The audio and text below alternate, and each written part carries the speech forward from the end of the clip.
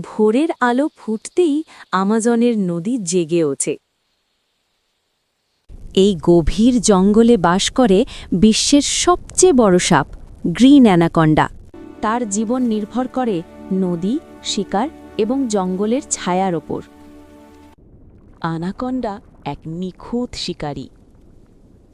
তার দৈর্ঘ্য এবং শক্তি তাকে বনজগতের রাজা বানায়।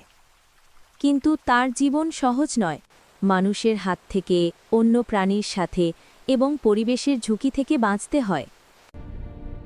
প্রতিটি দিনের শুরুই এক নতুন অভিযান।